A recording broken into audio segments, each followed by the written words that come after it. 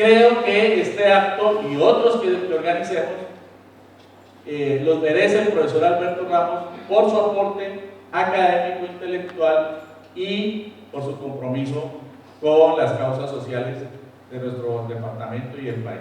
Bienvenido, profesor Alberto.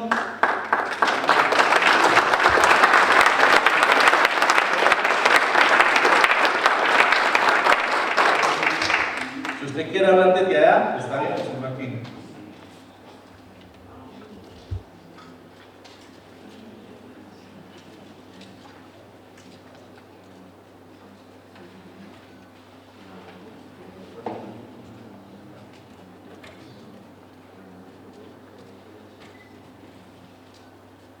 Muy buenas tardes a todos los asistentes, amigos, profesionales, ciudadanos que vienen a compartir estas reflexiones sobre la actitud de Simón Bolívar al convertirse en un constitucionalista. A ver, le agradezco al doctor Mena, Luis Alfonso Mena, quien fue jefe de redacción del periódico El País durante 18 años, allí nos conocimos, cuando él empezaba a estudiar la carrera de Derecho, y hay otros exalumnos aquí.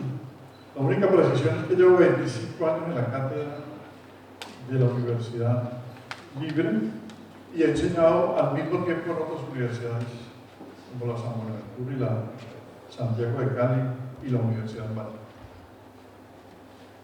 Con Luis Alfonso, quien en efecto revisó este texto en el año 97, hizo la revisión gramatical porque es un libro que ha sido trabajado con mucho cuidado durante 11 ediciones. Esta es la 8ª edición que salió en diciembre del año pasado. Hicimos el lanzamiento en Buga, ahora estuvimos esperando a Luis Felipe Campos, en el ITA, que edita el libro, el Instituto Técnico Agropecuario, y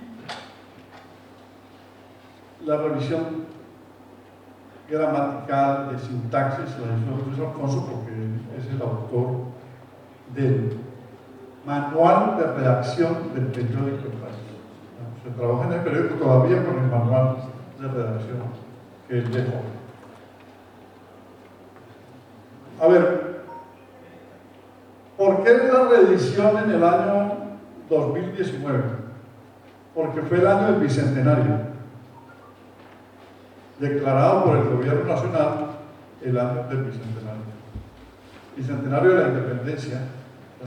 200 años contados a partir de la batalla de Boyacá. 200 años. Pero hay autores que hablan de los bicentenarios de la independencia.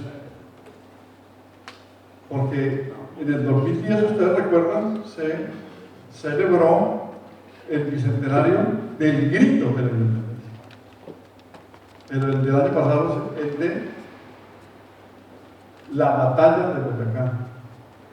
Pero se celebran también las otras batallas, la batalla de Pichincha, de Junín, de Ayacucho, de Carabobo, de Bomboná, y por lo tanto hay varios bicentenarios. Y dependiendo del origen donde se presentó la batalla, pues los analistas y las academias de historia hacen sus celebraciones. Por ejemplo, en el Valle del Cauca, la batalla del Bajo Palacé, que fue en 1811, en marzo de 1811.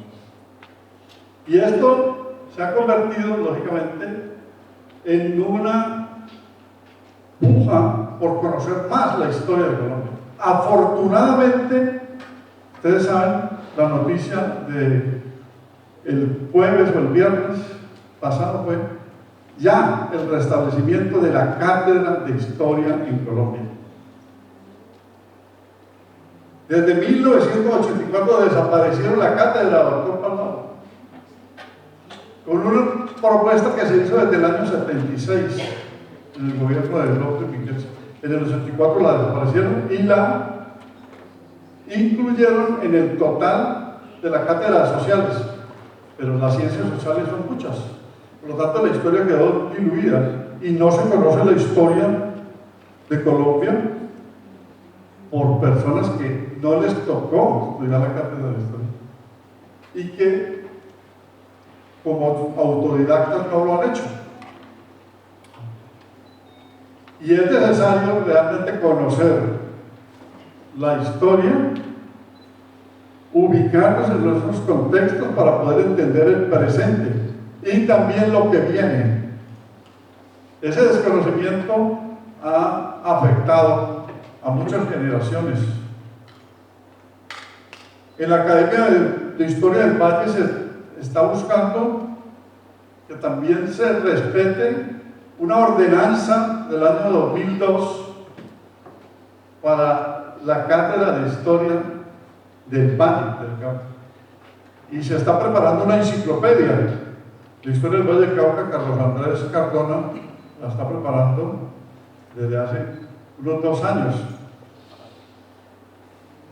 Entonces, al ser el año del bicentenario, coincidió con que en el canal 2 el director Alberto Tejada me propuso realizar unos videos pedagógicos, históricos, políticos, constitucionales sobre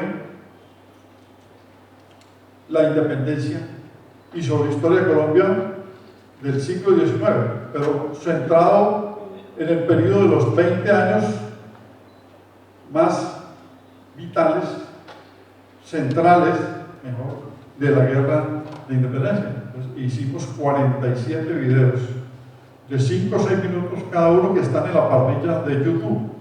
Y eso me permitió entonces ampliar más lo que había investigado sobre Bolívar, centrado sobre el eje de los aportes constitucionales que él hizo. Pero el año pasado estudié más al Bolívar militar como estratega, quien planeó las batallas y quien logró sacar a los españoles de este territorio, de Venezuela, de Ecuador, del Perú, y fundar a Bolivia, que era el viejo Alto Perú, Chuquisaca, Potosí, para establecer otra república, porque allá se escondieron al final los españoles, que primero estuvieron escondidos cuando comenzaron a ser derrotados por el mismo general San Martín. Se escondieron en la sierra. Por eso se tuvo que dar la batalla de Ayacucho, que no la lideró San Martín, porque él se retiró en el 1822 del protectorado que estableció. Es decir, son pares, tanto San Martín como Bolívar, los pares de Latinoamérica, son los dos hombres que lideraron esta gesta. Expulsar a los españoles. En otras palabras, lo que no han podido hacer los mismos españoles hoy de quitarse el rey de encima, Bolívar lo hizo quitándolos al rey, que era un Borbón, el Bilbo, digamos, antepasado de este Felipe de Borbón y de Juan Carlos de Borbón, que abdicó, por el que aparece como todavía en algunos actos protocolarios del Estado. Bolívar hizo ese trabajo entre 1810 y 1826, porque los 4 últimos años de su gobierno tiene que ver con lo que dice John Lynch. Después de que ya no vimos españoles, era entre nosotros mismos los que obstaculizaron, los criollos y los mestizos, los que obstaculizaron el desarrollo del gobierno, la implementación del gobierno. El gran problema estuvo en el posconflicto. Después de terminada la batalla de Ayacucho y después de liberado el Alto Perú y de establecido Bolivia en 1826, vino la implementación, o sea, la posguerra, para hablar en los términos de hoy, el posconflicto. Pues allí aparecieron criollos y otros conspirando,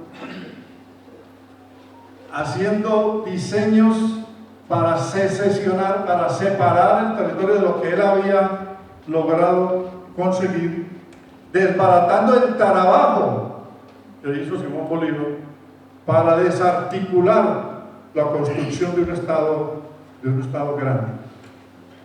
Entonces, me permitió el año pasado, con estos trabajos que nacieron por la propuesta de Alberto Tejada, con presencia del doctor Víctor Zúñiga. ¿Dónde está?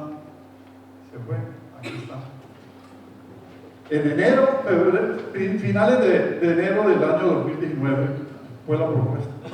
Y por lo tanto, concluí que debería ajustar el libro, porque el Bolívar militar se complementa con el Bolívar constitucionalista. A ver, si bien es cierto que Bolívar no era abogado, no fue abogado, él se desarrolló como autodidacta, pero con una enseñanza particular, especializada, de maestros como Simón Rodríguez y Andrés Bello.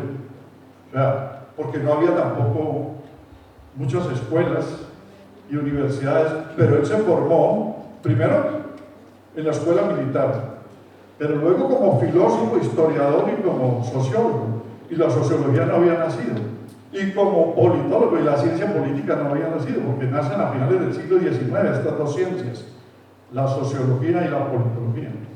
Pero su comportamiento es de sociólogo, de politólogo, de humanista y de historiador, en todos los textos que uno ve. Dice Vicente Lecuna, solo en cartas, 2.500 cartas se conservan de Bolívar, que es lo que ha permitido el estudio sobre él.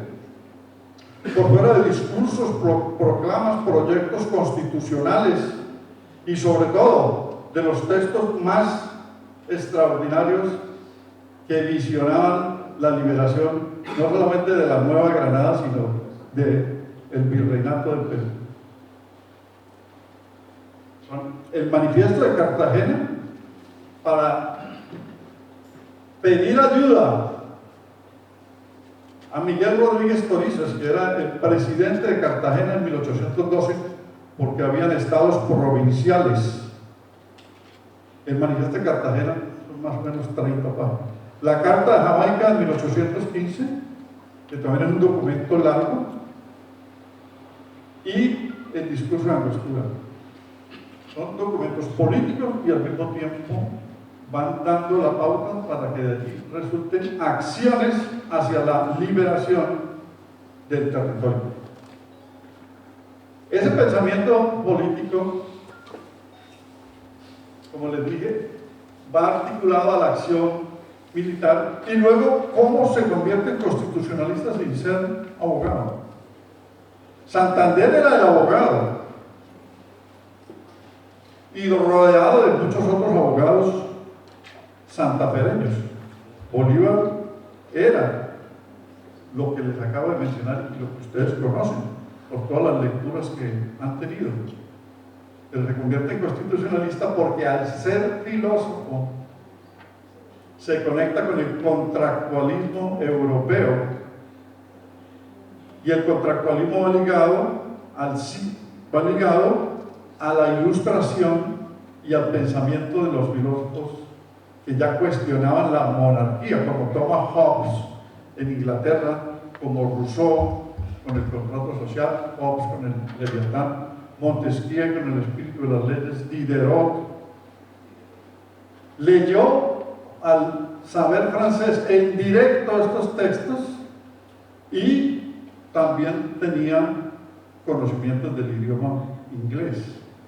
Por lo tanto, esa traducción en caliente, esa lectura directa desde otros idiomas le permitía visionar lo que se podía hacer acá, lo que otros no podían hacerlo inmediatamente. Bolívar, por su formación y por su educación, logró compactar todo ese ideario.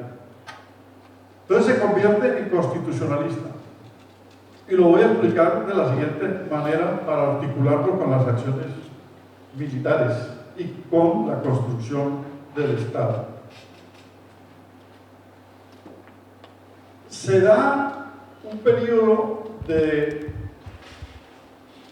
juntas independentistas, actas de independencia y gritos de independencia. Es el periodo entre 1810 y 1812 en lo que es hoy Colombia y en gran parte de América Latina, desde México hasta Argentina. Gritos, juntas y actas de independencia. Por eso el grito lo celebramos nosotros el 20 de julio. Pero ¿cuánto hay del 20 de julio de 1810 a la batalla de Boyacá? 9 años.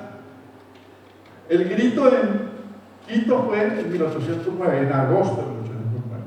En Cali fue el 3 de julio de 1810, 17 días antes de Bogotá. Fue una pugna pues entre los académicos. Pero si uno revisa desde México hasta Argentina, los gritos se dan en esos 2 años, porque había una exultación, un ánimo, surge el deseo de independizarse a raíz de la ocupación que Napoleón hace de España. ¿Sí? Napoleón entra en España por su pretexto de ir hacia Portugal y por una disputa familiar aprovechan para quedarse y destronar al rey Carlos IV, que había abdicado habilidosamente a su hijo Fernando VII. Entonces encierra a los dos en Aranjuez en 1808 y se apodera de España y coloca como rey a José Bonaparte, a su hermano. Por lo tanto, nosotros tuvimos un rey que nos gobernó, francés, napoleónico, y o el Napoleón mismo a través de interpuesta persona de su hermano gobernó 6 años todas las Américas, un rey francés. Eso facilitó que los españoles, estando ocupados, o sea, los invasores nuestros, quienes nos invadieron, fueron invadidos. Los españoles fueron invadidos. Y de esa manera, casi todos los biógrafos sobre este periodo llegan al acuerdo de que no fue el ejército realista allá adentro de la península el que enfrentó a los franceses durante 6 años, porque fue una ocupación de 1808 a 1814. No fue el ejército realista que sí respondió a la invasión francesa, sino el pueblo que se levantó, porque los dos reyes, para tener un mejor cautiverio, negociaron la permanencia del mismo Napoleón, es decir, cínicamente lo aceptaron después de que fueron sometidos, pero el pueblo no lo aceptó. En esos 6 años no pudieron enviar tropas al virreinato de la Nueva Granada, ni al del Río de la Plata, ni al Perú, ni al de Guatemala, ni al de México. Es decir, fue la oportunidad para iniciar esos gritos, esos actos, esos actas de independencia y esas juntas de gobierno plural que se establecieron. Esa fue la oportunidad, o sea, que le debemos a Napoleón, que hubiésemos podido iniciar la guerra de independencia después de 300 años de dominación. Si quiere, quítenle la conquista que duró casi 50 años, entonces son 250, 260 años de dominación colonial, porque son 2 figuras distintas, ¿sí? La colonia, la conquista, y lo que vamos a vivir con el nacimiento del Estado después de la guerra de independencia, la formación del Estado republicano. En la misma carta de Jamaica, Bolívar menciona el hecho de que Napoleón hubiese ocupado España. Dice: bienaventurado Napoleón Bonaparte, que decidió quedarse en España, Porque usted sabe que la Carta de Jamaica fue escrita con mucho dolor, con mucha angustia, con mucha preocupación. Bolívar se traslada a Kingston, en Jamaica, para buscar ayuda con los ingleses, con Wellesley, que estaba de ministro de Relaciones Exteriores, lógicamente, allá en Londres, y con Hurley, a quien le dirige la carta, y otros ingleses para que lo financien.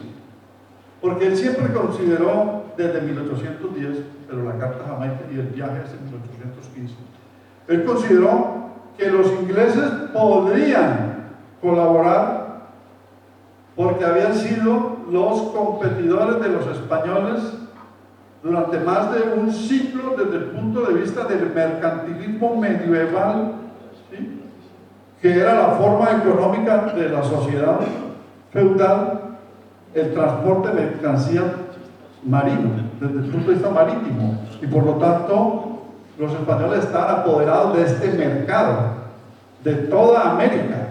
Los ingleses no tenían opción y él sabía que si los ingleses colaboraban, él después les ofrecería la apertura del mercado para tener relaciones exteriores privilegiadas con los ingleses. Por eso en su primer viaje en 1810 a Inglaterra, para traer a Francisco de Miranda, que ya había participado en guerras de independencia en Francia, en Rusia y en los Estados Unidos, en ese primer viaje, luego de que logra que Miranda se traslade, deja a uno de sus compañeros de viaje, a Luis López Méndez, reclutando ingleses porque sabe que la guerra de un momento a otro va a necesitar una legión de ingleses, como la legión de 350 ingleses que estuvieron en la batalla de Boyacá, o ingleses amigos de él, por siempre, como O'Leary, ¿sí?, que además se convirtió en el relator y en el amanuense de todos los hechos. Pero estamos en Jamaica, en 1815 en este momento, y él, ¿cuál es su desolación? Al ver que venía una armada española que nadie sabía, pero que él la calculaba, encabezada por Pablo Morillo, con 12.000 hombres y 60 barcos. Es decir, el cautiverio del rey de 6 años que mencionamos termina en 1814, porque Napoleón se debilita por la invasión a Rusia y por la batalla de Waterloo en Bélgica.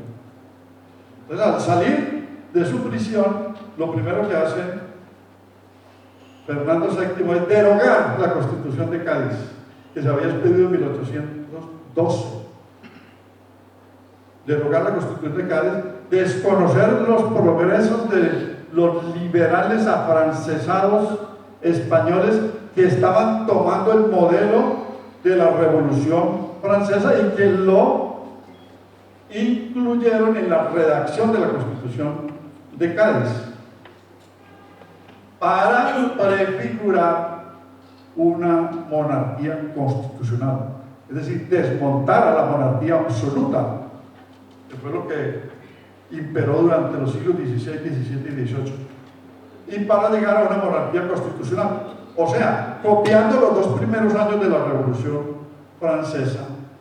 El triunfo en 1789, pero que en 1790 y 91 no decapitan al rey XVI, sino que le colocan unos límites al poder. Eso es lo que llama monarquía constitucional. Le expiden la Constitución en 1791 para que se comporte mejor y para que no le pase lo que le había pasado a Carlos I Stuart de Inglaterra en 1648, cuando Oliverio Cromwell y todos sus compañeros desde el Parlamento le dijeron: colóquenle límites al poder. Él no hizo caso y lo decapitaron. Ellos decapitan primero un rey, ustedes saben, los ingleses antes que los franceses. En esas circunstancias, entonces, tenemos que los de Cádiz redactan una constitución que luego se volvió modelo, pero gradualmente en América Latina para la expedición de constituciones, las que se iban dando en la medida en que progresaba el proceso de independencia. Lo que pasa es que nosotros tuvimos una etapa prerepublicana de independencia prerepublicana, es decir, de constituciones prerepublicanas, mejor, para lograr la independencia y la construcción de la república. Constituciones prerepublicanas. Es decir, no habíamos vencido a los españoles y estábamos expidiendo constitución. Ese es el periodo de la patria obra. Constitución de Cartagena en 1812, de Tunja en 1812, de Cundinamarca en 1811, de Popayán en 1814, de Pamplona, de Mariquita, etc. Constituciones, sin haber vencido al enemigo. Y en disputas federales y descentralistas, que es la llamada patria obra, por la discusión provincial, que es el federalismo inicial que tuvo Colombia. Por eso Bolívar fue antifederalista, porque vio que por el federalismo, es decir, que había presidentes de Cartagena, en Antioquia, todas estas zonas, y luego llegan los españoles en la reconquista y fusilan a todos. El federalismo no nos sirve, es el centralismo para tener mayor unidad. En la Carta de Jamaica, entonces Bolívar, que había entrado a Cartagena a advertir que venía la armada con Pablo Morillo, Manuel Castillo Hirrada, jefe de la plaza, Cartagena no lo dejan actuar, él estaba pidiendo que llegaran los samarios, los de Santa Marta, a fortalecer la plaza para repeler a los españoles. Pues eso es sitio. Llega a la isla Margarita, luego se traslada a Cartagena, Pablo Morillo, y hace el sitio, o sea, bloquea el sitio, bloquea a Cartagena durante 5 meses, de agosto a diciembre. De agosto a diciembre, y mueren 6.000 personas. Y los también presionan cerrando las compuertas de los pueblos vecinos y no pueden entrar alimentos. La gente murió fue de hambre.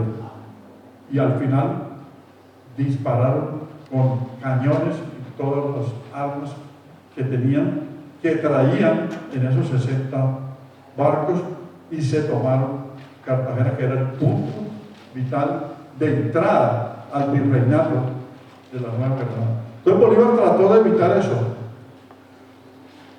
No como un texto que se publicó hace poco y que me lo remitió Carlos Palau. ¿No lo veo?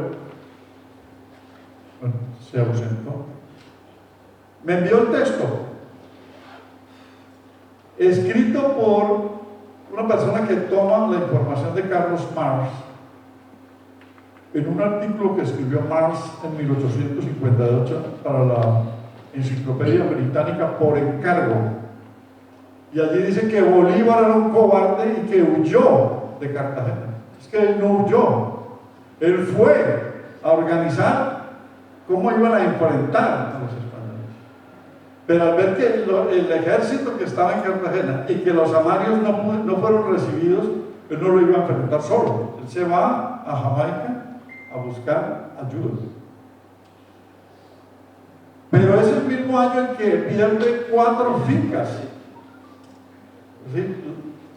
Pablo Morillo fundó la Junta de Secuestros y le quitó los bienes a los criollos independentistas, a los que veían que no eran realistas, porque había muchos criollos realistas, o sea, entregados, colaboracionistas, como pasa en todas las guerras de ocupación, aparecen los colaboracionistas para sobrevivir. Le ayudan al ejército enemigo. Le había quitado 4 fincas. Al no lograr toda esa ayuda, se traslada a Haití en enero de 1816, y allí es donde Alejandro Petión le facilita,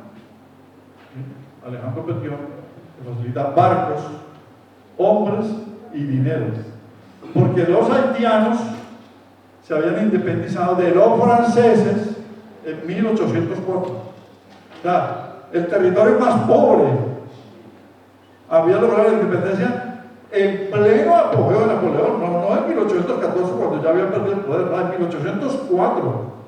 derrotaron a los franceses que estaban en la isla.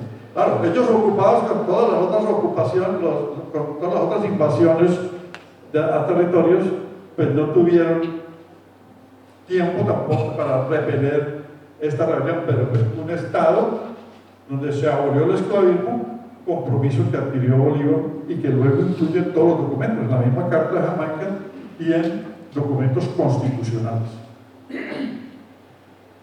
De tal manera que allí hay en la Carta de Jamaica no solamente un derrotero para liberar el virreinato de la Nueva Granada, sino varios virreinatos, porque Bolívar tuvo una visión continental de la guerra, una visión continental de la guerra.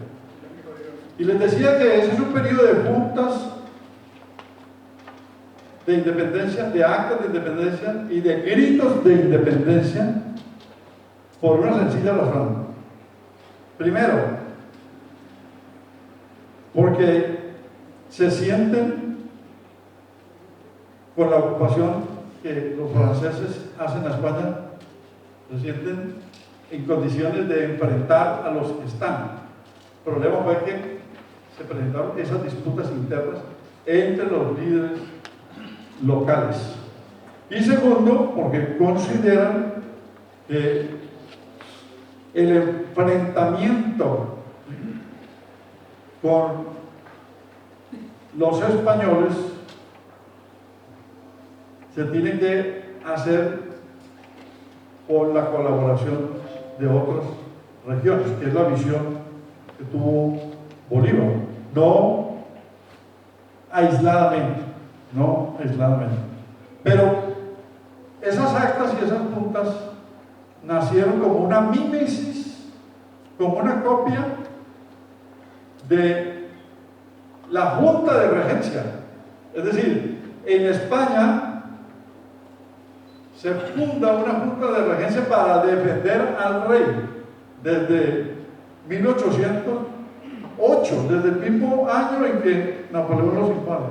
Ya en el 10 la Junta de Regencia, que se traslada a Cádiz, estuvo en Andalucía un tiempo, luego se traslada a Cádiz,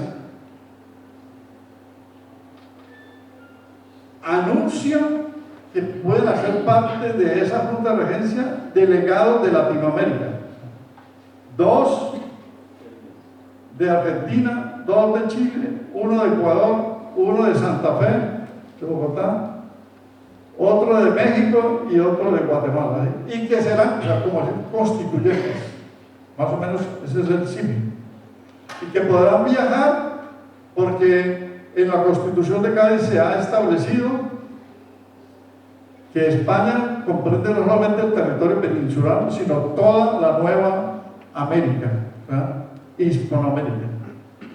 Un señuelo, ¿verdad? Una añagaza, una trampa jurídica para hacer creer a los criollos, que eran mitad españoles y mitad nativos, pero que se creían españoles, para hacerles creer que ellos también ya pertenecían a la administración de España, que estaba propendiendo en medio del conflicto con los franceses por recuperar el territorio y por lo tanto entrarían a cogobernar, y cayeron muchos en la trampa. Por ejemplo, aquí entre Camilo Torres y Pío Montúfar. Pío Montúfar era el delegado a la Junta, era ecuatoriano, pero Quito hacía parte del virreinato, o sea, era parte de la estructura del virreinato. Se disputaron el puesto para ir a la Junta de Regencia en España. Al final Camilo Torres renunció y a Pío Montúfar no lo dejaron ir. Pero ese es, digamos, un ejemplo de cómo creían que ya hacían parte del gobierno, cuando ellos lo que estaban buscando era distraer a la gente mientras que despejaban el territorio de franceses para volver luego a enviar refuerzos y retomarse el territorio. Bueno, pues la primera constitución en la que incursiona Simón Bolívar es nada más y nada menos que la Constitución de Caracas de 1811, con la ayuda de Francisco de Miranda, que había sido traído por él, pero Francisco de Miranda decide comenzar a hacer a un lado a Bolívar. En menos de un año, por las actitudes militares de Miranda, que era un militar clásico y de confrontación, de desplazamiento de ejército frente a frente, Bolívar tenía una concepción inicial de la guerra de guerrillas, entonces no congeniaron, y cuando se abre el proceso constituyente de 1811, porque han vencido a Domingo Monteverde, que era el capitán general en Caracas, cuando se abre el proceso constituyente, hace a un lado Miranda a Bolívar, o sea, no lo dejó entrar como constituyente. Bolívar tuvo que fundar un centro de estudios que se llamó Sociedad Patriótica, para enviar documentos de aporte a la constituyente de 1811, o sea que lo ningunearon, doctor Palma, pues ningunearon, y eso no le gustó a él, porque él creía en el constitucionalismo, que la forma de construir una república o de armar un estado tenía que ser a partir de elementos constitucionales, como había nacido Estados Unidos librándose de los ingleses. Los Estados Unidos expiden las constituciones federales de Virginia, ¿sí?, de Filadelfia y otras, y de allí salen los federalistas y los padres de la patria, fundadores.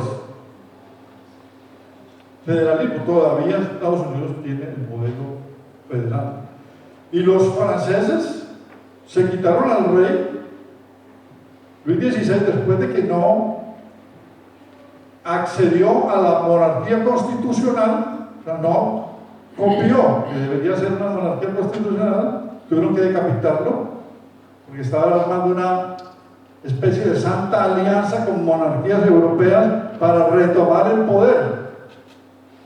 Por lo tanto, la Asamblea Nacional produce una votación negativa contra el rey Luis XVI y lo decapitan. Pero nacieron con las constituciones. La Constitución de 1791 fue la primera constitución de los franceses, porque la Carta de los Derechos del Hombre y del Ciudadano de 1789 no es una constitución, sino que es un documento que recoge los derechos naturales y el espíritu humanista de la Ilustración para servir de insumo y nutrir las constituciones que van a fundar a Francia como república. Luego la de 1793 y luego la Constitución de 1795, tres constituciones rápidas, 1791, 93, 95, o sea, lo que se llama la de 1795 la termidoriana o robespierriana, es la que inspira a Robespierre. Y luego la Constitución de 1804 de Napoleón, pero ya cuando Napoleón se salta al directorio como cuerpo plural, organiza el consulado y se declara emperador, que era el temor que tenían los franceses cuando triunfa la revolución y decapitan a Luis XVI, que no existiera un solo gobernante. ¿Qué nombre le daban? ¿Qué nombre le daban? Para que no se convirtiera en monarca y para que no fuera una dinastía. El primer gobierno ejecutivo de ellos es una comisión de la Asamblea Nacional, del Congreso, que es la comisión, el comité de salud, donde estaban ellos, Robespierre, Danton, Marat y los demás. Entonces, allí tenemos una visión de cómo las constituciones fundan los estados. Es decir, si el medioevo terminaba, si las monarquías se iban a extinguir, bueno, todavía hay monarquías en Europa, ¿no?, pero parlamentarias y en medio de gobiernos con república, por eso no funciona bien muchos de ellos. No han podido sacar a unos reyes vetustos. ¿Sí? En la misma Inglaterra es un encarte la monarquía, lo mismo que en España, en Holanda, en Suecia, en Liechtenstein. ¿Sí? Pero construyeron el Estado con constitución. Bolívar ya había leído a los contractualistas y sabía que tenía que expedirse constituciones una vez fuera ganando espacio. Por eso se da esta situación que quiero narrar brevemente. Cómo, después de todas esas constituciones prerepublicanas que fueron de ornato, que no sirvieron, porque la que viene a servir ya con el Estado liberado es la Constitución de Cúcuta de 1821. Y la Constitución de Cúcuta es producto del basamento ideológico de la Constitución de Angostura de 1819. Pero él incursionó luego de ese primer, digamos, acto constitucional de 1811, incursionó en la redacción de la Constitución de 1813 en Caracas. Miren que paralelamente, pues sí, Venezuela hacía parte del virreinato, pero era una capitanía, y aquí estaba el centro del virreinato. Paralelamente a estas constituciones que mencioné, Popayán, Antioquia, Tunja, Cartagena, etc., allá hay constituciones en Coro, Barcelona, Valencia, Caracas, o sea, también eran provincias, estaban en la etapa de provincias. Cuando retoma el poder Domingo Monteverde y los desaloja de Caracas, digamos que esa fue la primera república, Bolívar viaja a Cartagena por primera vez en 1812 a rogarle, y allí es donde escribe el manifiesto de Cartagena, a Rodríguez Torices, como presidente. Rodríguez Torices tenía 27 años, que le dé hombres para ir nuevamente a luchar contra los españoles en Caracas, y Rodríguez Torices le da un ejército, y derrotan nuevamente a Domingo Monteverde y expiden la Constitución de Caracas de 1813 y nace la Segunda República, pero en medio de la presencia todavía del ejército español en muchas partes. No había llegado Pablo Bolívar, llegó en 1815. ¿Qué sucede? Que previendo lo que había pasado con Miranda, él se asesora de los dos mejores abogados de la época, que eran el señor Ústales y el señor Sanz, y con ellos redacta la Constitución, ¿verdad?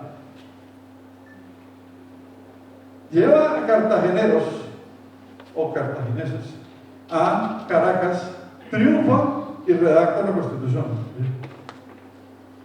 Los ciclos de guerra y legalismo para ir construyendo el Estado. La otra incursión es la de 1819. La tercera incursión de Bolívar es la Constitución de Angostura. Pero entonces hay una declaración de Angostura. Él busca Angostura, ya no existe con ese nombre, sino que es Ciudad Bolívar. Pero él siempre busca ubicarse en Angostura. La declaración de Angostura es de 1818. Y el primer congreso de Angostura es de enero de 1819. Y allí, en medio de la ocupación militar de los españoles en Venezuela y lógicamente en el resto del virreinato, lo eligen presidente del Congreso. Y va a la batalla de Boyacá, y antes de la batalla de Boyacá, la de Cámeza y Espartana Vargas, como presidente de Venezuela, derrotando a Barreiro con todas la estrategia que ustedes conocen, de haber desde los llanos atravesado la cordillera, llegar al páramo de Pisma y aparecerles de sorpresa en Tunja y Sogamoso, y luego triunfar con 2.500 hombres, entre ellos los 350 de la brigada inglesa, derrotar a los españoles, trasladarse a Bogotá, espantar al señor Sámano, que se voló antes de que llegara Bolívar en septiembre, Juan Sámano, el virrey, y comenzar a organizar el Estado. Pero inmediatamente piensan que tienen que ir otra vez en costura. O sea, organiza el gobierno, nombra a finales de septiembre a Bolívar, a Santander. Bolívar lo nombra de vicepresidente.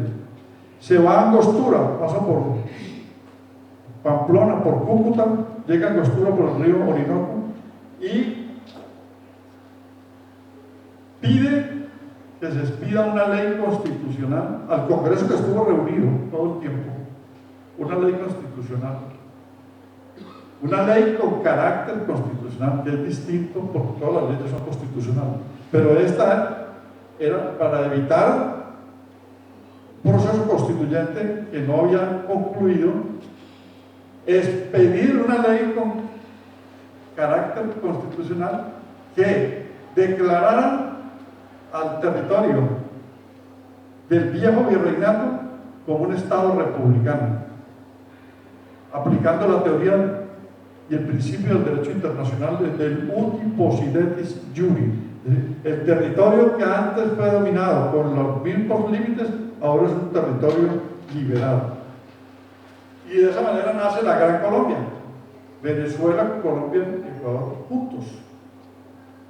Pero él sabe que necesita una constitución que le dé cuerpo a esto, porque si bien es cierto que lleva redactada una constitución que es la de Angostura y un discurso sustentatorio que es el de Angostura, no se alcanza a aprobar, y por lo tanto pide que se cite a un congreso constituyente en enero de 1820, que es, perdón, en enero de 1821, que es el que produce, expide la Constitución de Cúcuta de 1821. Y todo el 1820, porque ahí hay un interregno entre el triunfo de la batalla de Boyacá, la expedición de la ley fundamental constitucional de Angostura de diciembre de 17 de 1819, y todo el 20 va a estar dedicado a pensar y a construir la liberación de Venezuela con la batalla de Carabobo. De Carabobo para los venezolanos como para nosotros la batalla de Boyacá. Pero esa batalla se va a dar en junio de 1821. Y mientras tanto, en el 20 está conscribiendo un nuevo ejército, porque va a conformar un ejército de 6.500 hombres, que fueron los que lo acompañaron en la batalla de Carabobo. 6.500 hombres contra 4.000 de los españoles, y ya no desarrapados como los que bajaron de Pisma, sino bien uniformados. ¿Sí? Hay imágenes de la batalla de Carabobo que muestran cómo el ejército patriota estaba mejor apertrechado, mejor dotado, con mejor utilería que el ejército español. Y fueron vencidos, huyeron los españoles y se esconden en Puerto Cabello y en Cartagena. Pero ya despejan casi todo el territorio de Venezuela. Entonces, en 1819, en enero, había sido nombrado presidente de Venezuela. Y en 1821, la Constitución de Cúcuta y ese Congreso lo designa presidente de la Gran Colombia. Los dos con delegados, no en votación directa, sino delegados a la manera del sistema parlamentario. O sea, nuestro Estado nació con una, digamos, forma de gobierno parlamentaria que es la de la elección indirecta. O sea, ahí lo eligen los delegados. No es una votación popular, universal, porque tampoco había tiempo para ese tipo de elección, pero los delegados fueron elegidos en comités populares. Ahí tenemos un anclaje en el sistema parlamentario. Y lo otro, cómo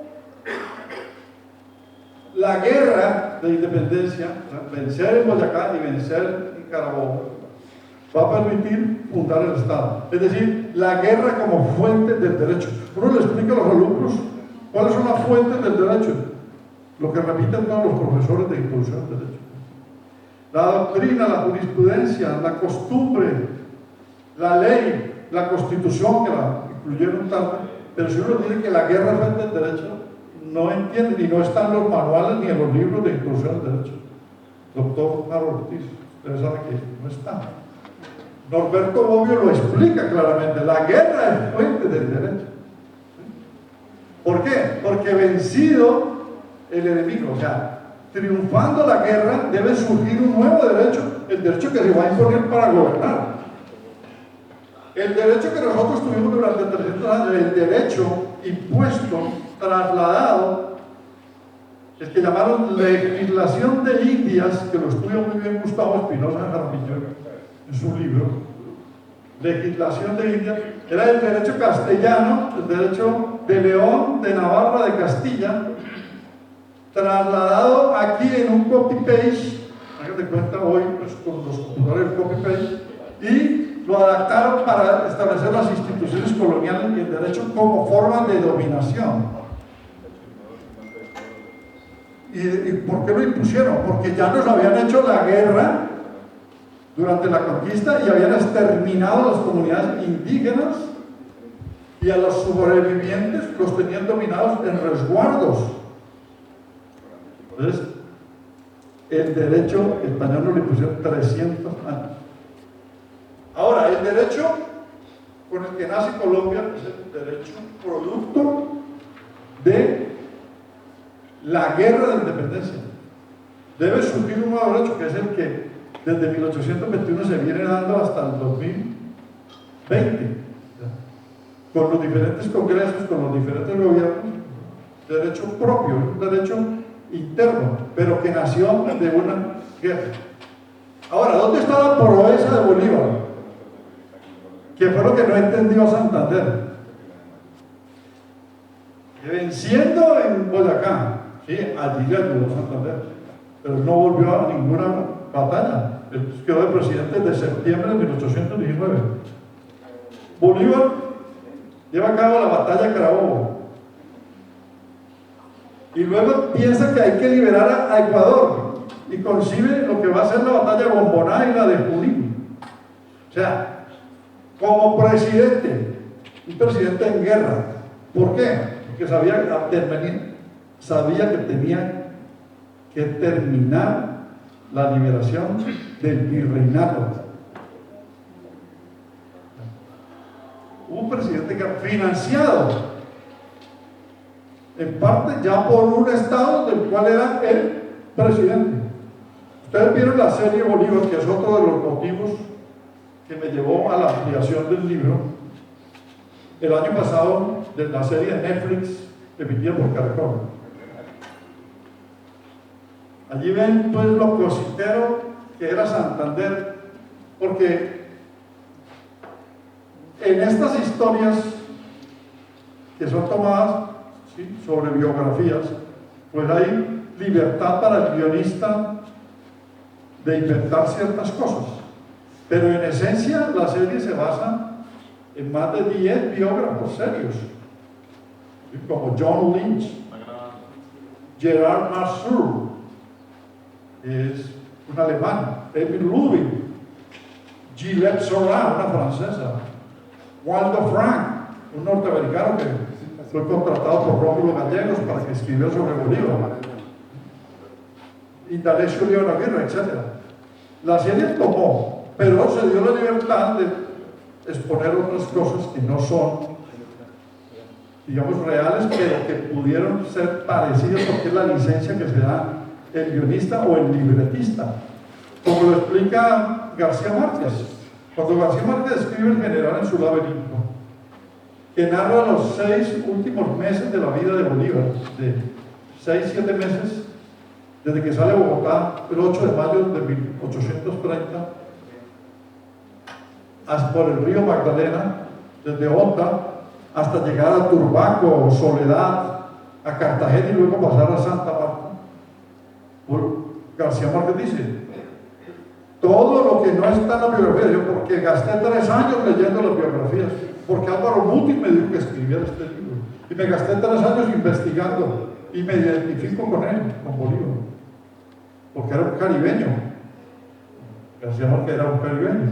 Yo no sabía, porque nunca me enseñaron eso en la escuela, pero en estos 3 años lo aprendí a conocer, y me duele todo lo que le hicieron al final de su vida, cuando le destruyeron el trabajo de su arquitectura jurídica para construir un Estado grande.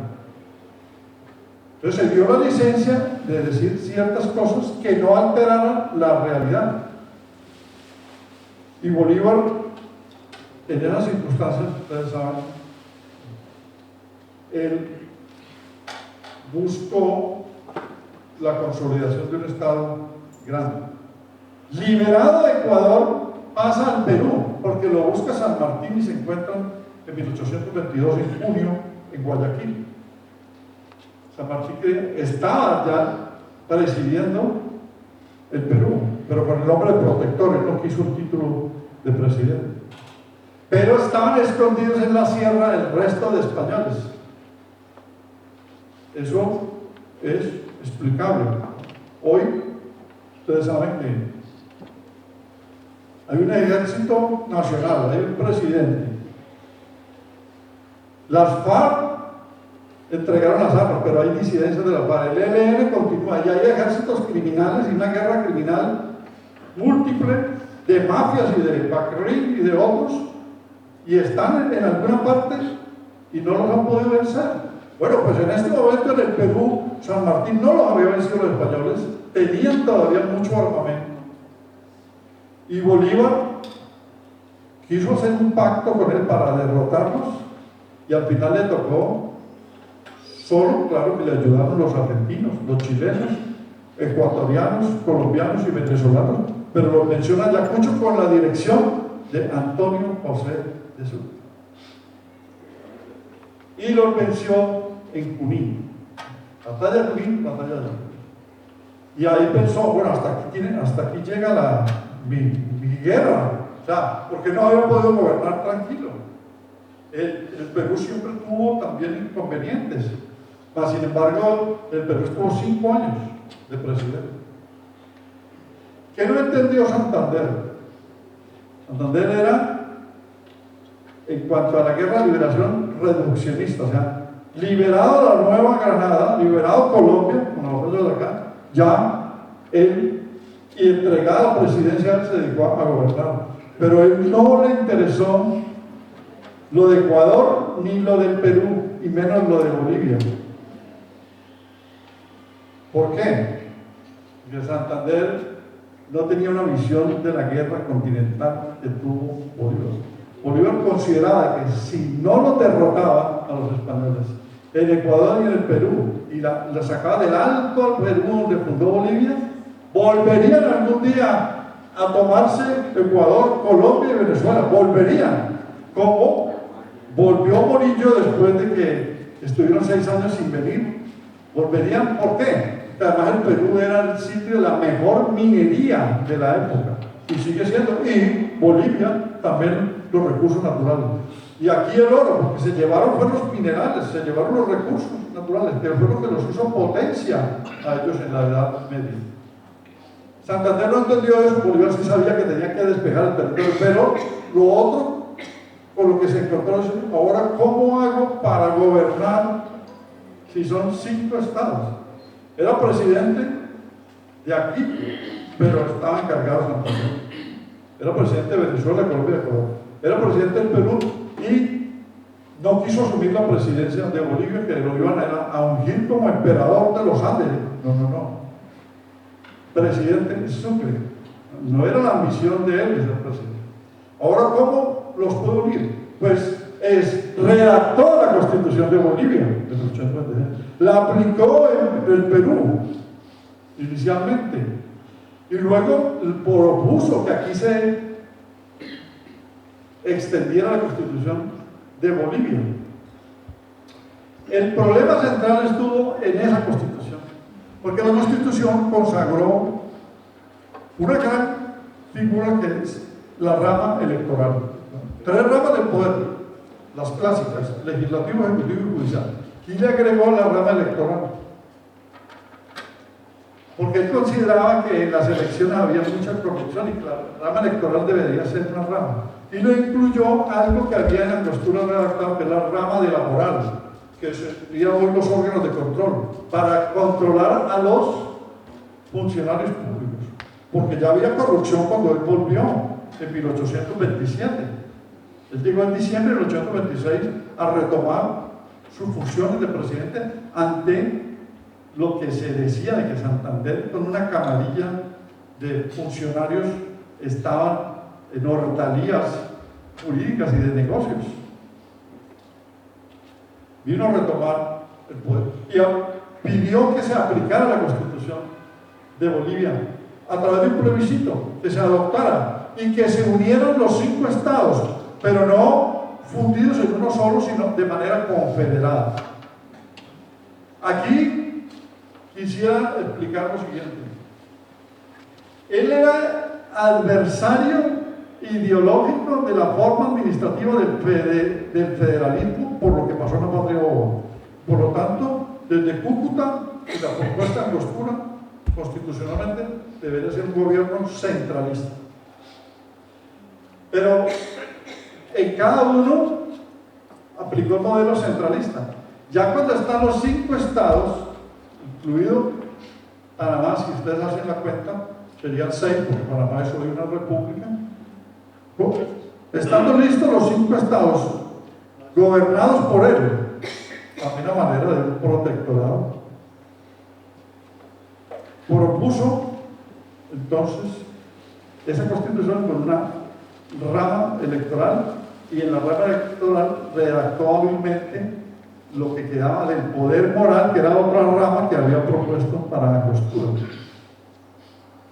Y de esta manera también planteó la presidencia vitalicia. Allí estuvo el error del presidente vitalicio, pero no hereditario, para diferenciarlo de la monarquía.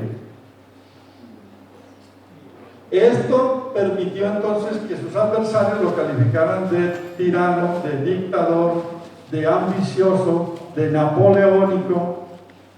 ¿Por qué propuso una presidencia vitalicia? Porque él vio que ya se estaba desagregando el territorio, es decir, que había intentos secesionistas, separatistas.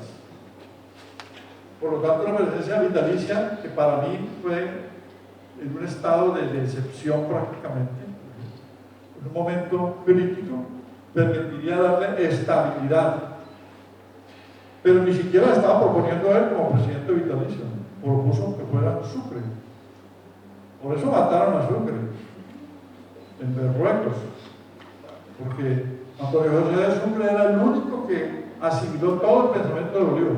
Ni siquiera Córdoba, también José María Córdoba, uno de los hombres más leales. Y miren ustedes cómo un rumor hizo que Córdoba se rebelara y lo mataron en Santuario, porque el rumor extendido era de que Bolívar quería todo el poder para él, la presidencia vitalicia, y en medio de eso, en el 29 tuvo que regresar al sur para contener la rebelión de Obando, de José María Obando, y de Hilario López, que luego van a ser presidentes de Colombia, y que se aliaron con los nariñenses, ¿sí?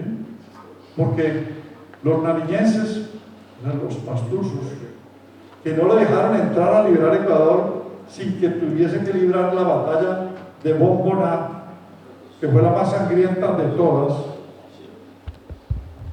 nunca quisieron que el rey y sus hombres se fueran, porque ellos tenían la mentalidad religiosa de que el rey era un descendiente de Dios y que ese era un poder extraterrenal único, que desconocerlo era un pecado, decían los sacerdotes españoles que hacían proselitismo desde los púlpitos, y que por lo tanto la república conllevaba a la traída del demonio.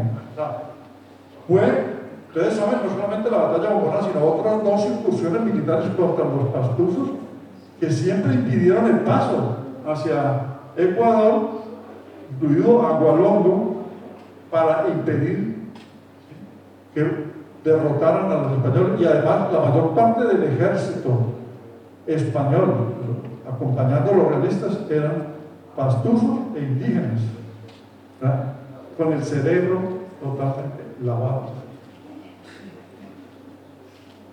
Y a Sucre lo asesinaron allí, en el sur, pero antes él tuvo que contener la rebelión de Obando, apoyado por Hilario López, que después van a aparecer en la mitad del siglo como los presidentes más progresistas, liberales, frente al conservatismo que había expelido María Cristina Rodríguez.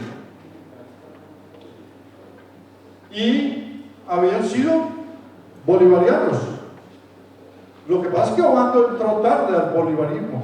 O sea, el primero fue un realista, él acompañó al ejército del rey de 1819 al 22, y luego ya cuando vio el triunfo en Pichincha se volvió republicano.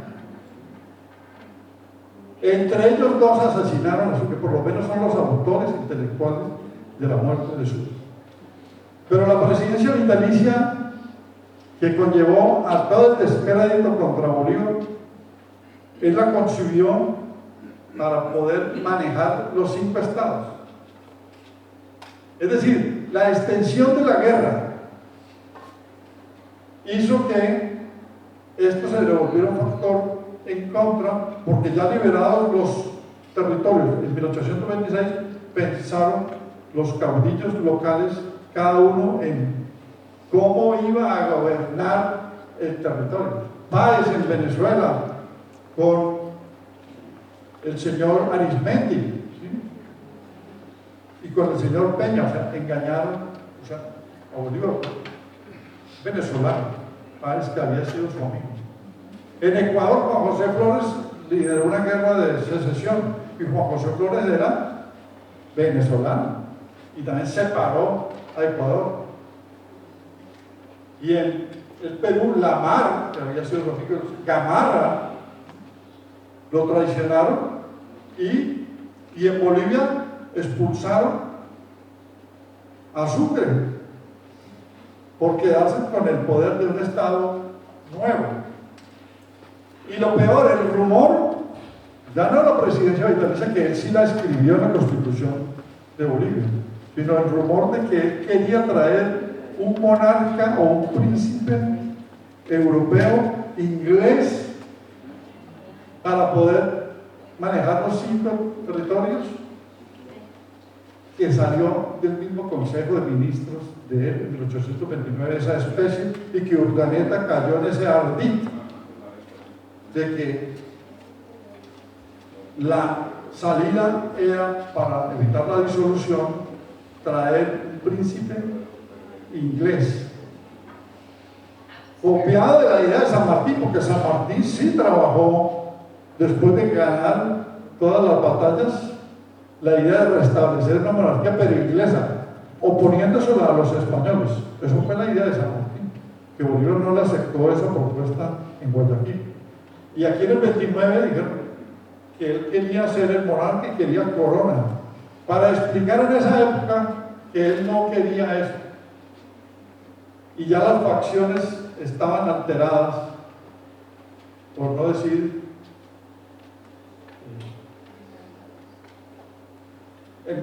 que habían emprendido una campaña sucia contra Bolívar. Lo que hizo fue, para poder gobernar, después del atentado septembrino, el 25 de septiembre de 1828, tuvo que expedir un decreto orgánico, que lo llamó así, de la dictadura con carácter constitucional, para asumir todos los poderes, acabar con el cargo de vicepresidente, expulsar y mandar al exilio a Santander, que había sido juzgado para ser fusilado, y él no aceptó que fuera fusilado, y gobernó con carácter de estado de sitio, funciones extraordinarias, pero un decreto de 27 artículos, es muy importante estudiarlo para asumir poderes férreos, o sea, un gobierno fuerte, y convocar a una constituyente, otra, en 1830,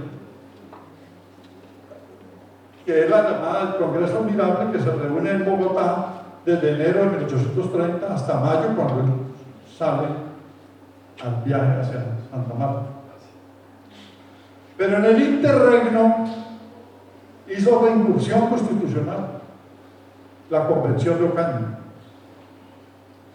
Él quería que en la Convención de Ocaña se reformara la Constitución de Cúcuta, pero la Constitución de Cúcuta tenía un artículo férreo, que era el artículo 191, que decía que la Constitución se podría reformar 10 años después. Son las normas rígidas. Pero él invocó el carácter constituyente. Una constituyente puede refundar un Estado, reformar las instituciones.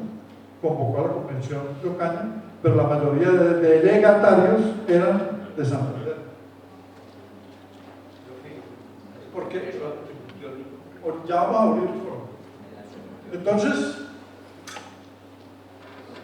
en esa Convención de Ocaña, la mayoría era de Santander, porque durante 5 años de presidente, ustedes saben lo que es ser presidente de cualquier época, son grupos, camarillas, seguidores, aduladores, lambones, lo que surge alrededor del poder. Entonces consiguió los mayores delegados. Santander. Bolívar se ubicó en Bucaramanga, de allí nace el diario de Bucaramanga de Perú de la Croa, que son las conversaciones entre ellos. Y al ver que no tenía mayoría, hizo disolver la Convención de Ocaña, retirando a sus delegados y acabó con el quórum. Esa jugada Santander no sabía que podía producirse y por lo tanto no hubo reforma a la Constitución, y es donde decide expedir el decreto orgánico de la dictadura.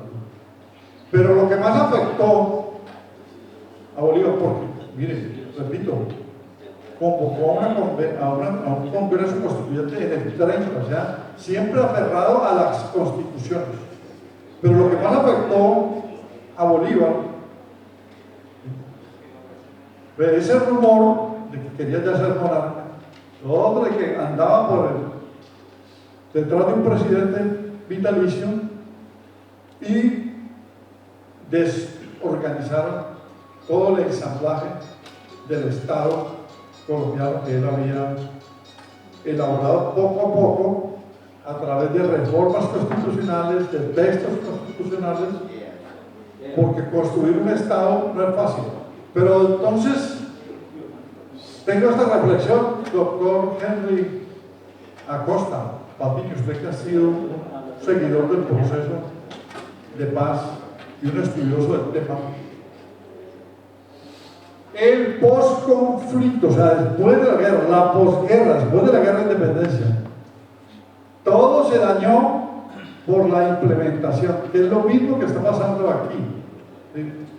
No dejaron implementar la normativa necesaria para que funcionara el Estado, pero como era un Estado grande, era más difícil. Si ahora es solamente dentro de este Estado y no dejan que la implementación avance, que es el cumplimiento de los acuerdos, todo lo organizado y pactado para una patria grande, porque él consideraba que si no tenía una dimensión confederada, o sea, acudió a la figura de la confederación, no de la federación, de Estados confederados, no para fundirlos en uno solo.